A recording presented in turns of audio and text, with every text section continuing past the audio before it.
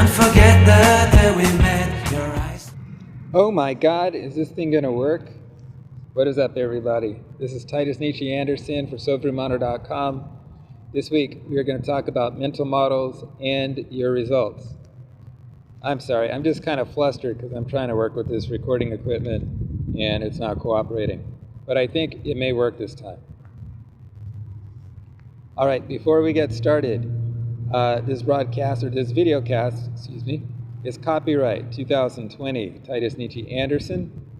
And I have no partners at SoFrumano, I have no co-authors, and I have no redistributors.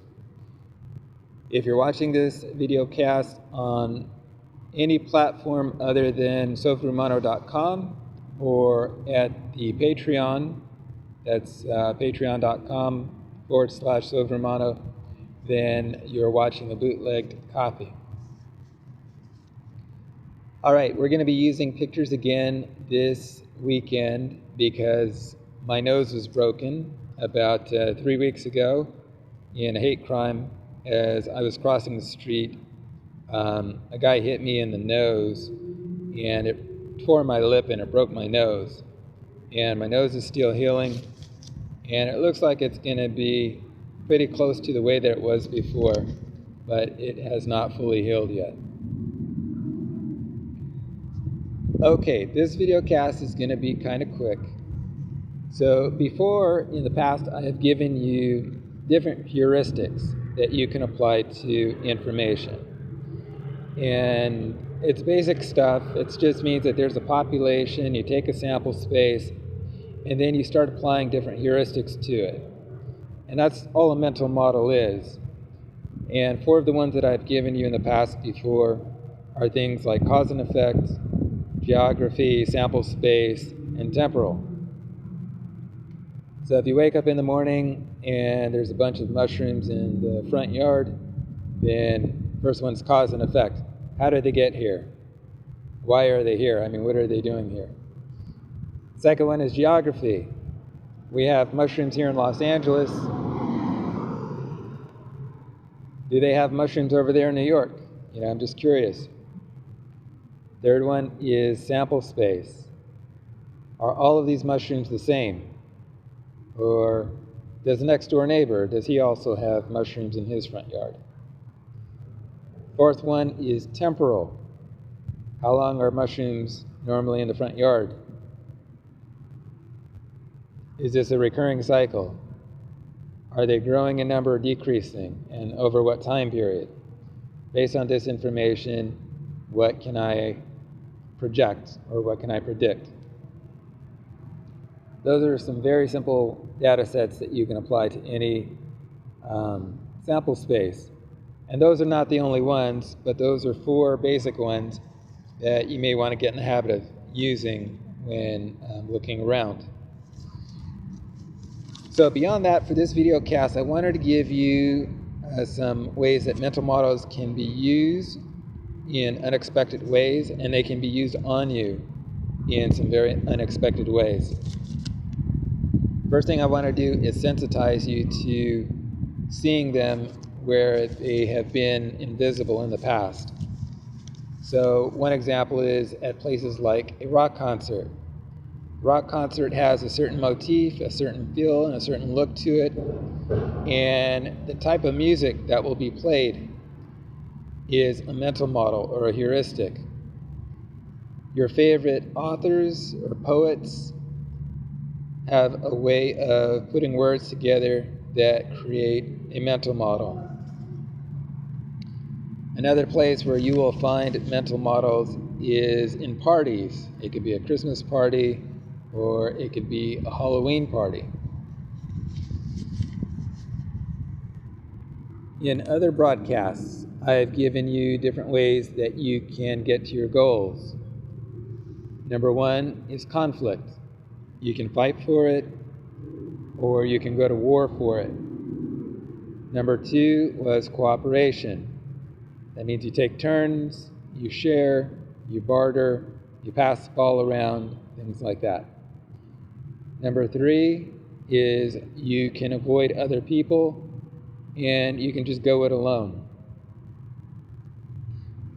Anytime you practice a religion or a philosophy, obviously that's a mental model. When taking a look at how you feel psychologically, I can apply 3 different mental models or 3 different heuristics when making an analysis. First of all, I could take a look at you personally and see if you're not getting enough sleep or if you're not taking a multivitamin. The second thing I could do is take a look at the people you interact with. Maybe you have somebody who's abusive to you, like a husband who's backhanded or putting you down, things like that. The third thing I could take a look at would be your environment.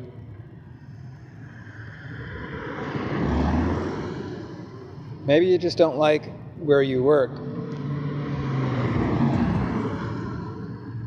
Sorry about that. Maybe you just don't like where you work. Maybe it's a depressing place to be.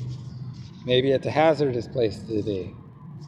But those are 3 different models that can be applied to the problem: yourself, somebody else within your environment, or the environment itself. Another mental model that I've given you before is the 3S technique. That means shape, survive, or synchronize. So depending on the environment, if you can shape it, if you can score, if you can harvest, then you're shaping. If you're in a difficult situation, maybe you just want to try to survive it. Maybe you just got to conserve calories, conserve money, conserve fuel, and just hang in there or wait until backup arrives. The third thing that you can do is to synchronize and try to blend in with other people or with the environment and learn your way around. You can match those to your environment. You can even mismatch them to your environment if you really want to get creative and see if it yields unexpected information. Now, when asking for money, when asking for a sale, when asking for a raise, when asking for whatever, there are several ways that you can do that. You can ask like a boss. You could ask like a valued customer. You could ask like a terrorist. You could ask like a lawyer. You could ask like a concerned spouse, or very playfully. You could ask like a journalist. You could ask like an alarm clock. I mean, there are several different ways that you can ask. That may sound kind of peculiar to you, but it's actually a technique used by some intelligence agencies when pursuing information that they want. Not only is it used when they're trying to approach a specific prospect with a specific person, it can also be used when they try to assume that person's identity, when trying to make guesswork about what a person is most likely to do, if they happen to be one of those people.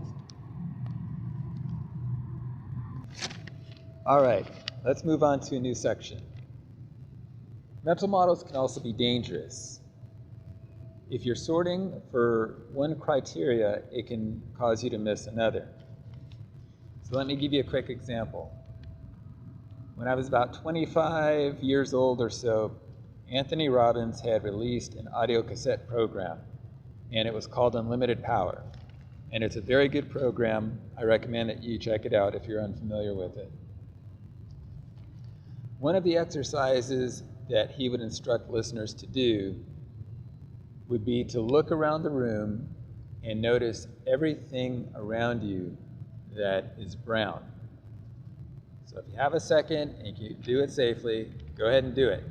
I'm going to count to 3, and I want you to look around the room or wherever you are, and I want you to count and make a mental note of everything around you that is brown. Ready? 1, 2, 3. Okay, stop. Close your eyes. And now I want you to tell me, with your eyes closed, how many things around the room that you noticed that were green. And the whole point of the exercise was to point out to you that when you're sorting for things that are brown, you'll miss that they are green, or you'll miss what around you is green. Now that may sound like the dumbest exercise in the world that you have ever heard of. But let me give you an example from my own personal life where this sort of thing can turn deadly. As you guys know, as a result of my enlightenment, there was the Purge seminar that I recorded and uploaded roughly a year and a half ago.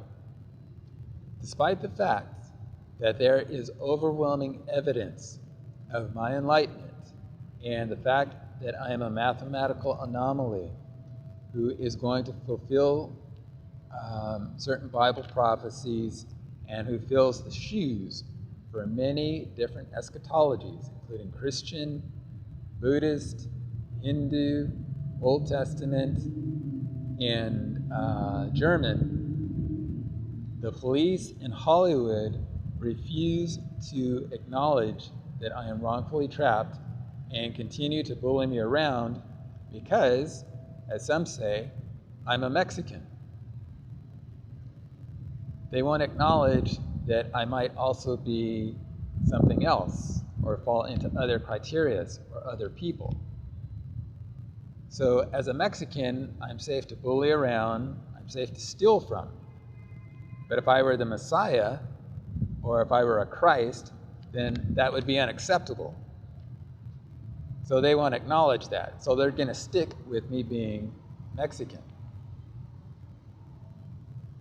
Does that make any sense whatsoever? No, but it's the exact same exercise. You're looking and sorting by what's brown, and you're totally overlooking what is green.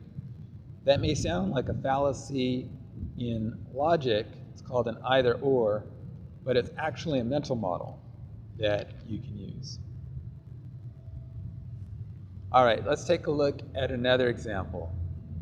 How about the juxtaposition of good versus evil, or God versus devil? One of the things that I had mentioned to you in the Enlightenment seminar, or in the Purge seminar, was reflecting upon the juxtaposition of good versus evil and God versus devil was creating problems. That if you set this up and teach the material that way, then what you presuppose is that there's a fight between these two. Instead, what you might want to try is done correctly or not done correctly, or well done or not well done, things like that. That foregoes a lot of problems. If you take a look at the Bible as one example, if you use the Old Testament, the principal lessons taught there are a clan-based society, warring factions, avoiding outsiders and their customs, and the pursuit of an ethnocentric paradise. When you get to the New Testament, it's Team Jesus versus Team Satan. And once that has run its course and it's fulfilled, if it's fulfilled according to the prophecies in the Bible, then Jesus Christ returns and he restores law and order after things have escalated out of control. From that point forward, theoretically, it's supposed to be about good governance by the overman, not by a clansman. Those are three different mental models applied to society. All right, let's move on to our final section. Let's talk about pre-framing. What if somebody else chooses your mental model for you? We talked about psychology, we talked about data analysis, and religion and things like that, and that those are all heuristics and mental models that you use as you go about your day. But what if I chose the mental model that you're going to use for you? That's exactly what happens to every single one of us the day that you're born. You don't have any choice over the religion that you're going to learn. You don't have any choice over the identity of your nation or its place in the world. You don't have any choice about your family's name or your family's reputation and what you might inherit from that. Those are called preframes, and those are mental models and heuristics that somebody else chooses for you, and you just can't do anything about, at least not initially. There are some other places where mental models and the use of them can get kind of crazy. Another place is with TV and movies and music. These things can create a reality for you without your knowing that you're being influenced. Many major motion pictures are the same, and I've posted blogs on the website that illustrate that. And what they do is they recruit you so that you can fight the power. And that presupposes that there is a fight and that there is a power that you can fight. What if I told you that filmmakers were getting so good at what they're doing that two different people sitting in the same movie theater watching the same movie at the same time could receive two different instructions or suggestions while watching the same movie? Would you believe me? It's absolutely possible. There are two major categories that these movies fall into. The first one is a Rage Against the Machine, and the second one is what we'll call Family First.